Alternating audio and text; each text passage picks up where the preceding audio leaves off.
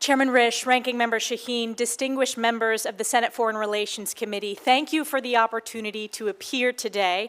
I would also like to thank the senators from both sides of the aisle who met with me over the past several weeks. It is the honor of my lifetime to earn President Trump's nomination to serve in his cabinet as U.S. Ambassador to the United Nations. If confirmed, I stand ready to implement President Trump's mandate from the American people to deliver America First, peace through strength, national security leadership on the world stage. Before I begin, I'd like to personally recognize my family. We all know in public office that we would not have the opportunity to serve were it not for the support of our loved ones. I'd like to begin with my mom, dad, and brother, Melanie, Ken, and Maddie. My dad was here with me today, and my mom and brother are watching closely from upstate New York. There is no question that I would not be here without their lifetime of unconditional love, support, and encouragement, and for that I am forever grateful. I also want to thank my incredibly supportive husband, Matt, who is also here, and of course, most importantly, our pride and joy, our 3-year-old son, Sam, who made his debut in the U.S. Senate. He is comfortable on the House side, it's new in the Senate, so thank you for the warm welcome. Sam is by far our greatest blessing. Of all the titles I have held, Congresswoman, Chairwoman, Representative, or Ambassador if confirmed, my most important title will always be Mom. I appear before you today as a daughter, sister, wife, mother, Congresswoman, a patriotic upstate New Yorker, and a proud American. I believe deeply in the American dream because I've had the opportunity to live it. I was born and raised in upstate New York, the cradle of the American Revolution. I grew up in a small business family where my parents instilled in me the importance of hard work, ingenuity, and grit. I was blessed to be the first member of my immediate family to have the opportunity to graduate from college. I graduated from Harvard with honors and then worked at the White House, in the West Wing, on the Domestic Policy Council, and in the Chief of Staff's office. After nearly a decade working in public policy in Washington, I returned home to work in my family's small business and decided to run for Congress. In 2014, I was elected to Congress, making history as the youngest woman ever elected at the time. In Congress, I have fought tirelessly for the hardworking families of New York's 21st District, delivering significant bipartisan results for my constituents. I was elected by my colleagues to serve as the House Republican Conference Chair, becoming the highest-ranking woman in Congress at the time and the youngest woman of either party to serve in top elected House leadership.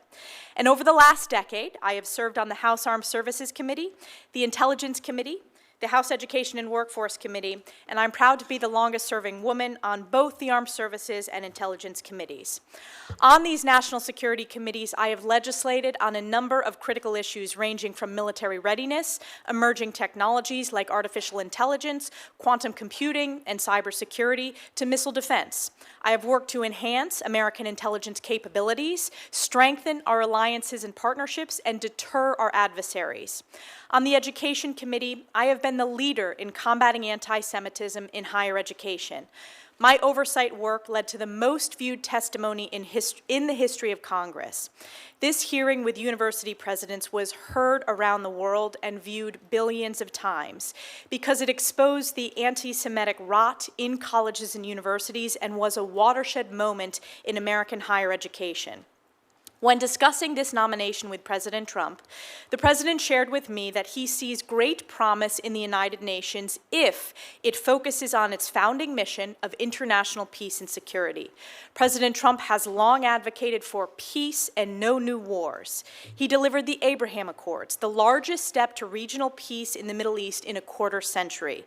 If confirmed, I will work to ensure that our mission to the United Nations serves the interests of the American people and represents President Trump's America First, peace through strength foreign policy.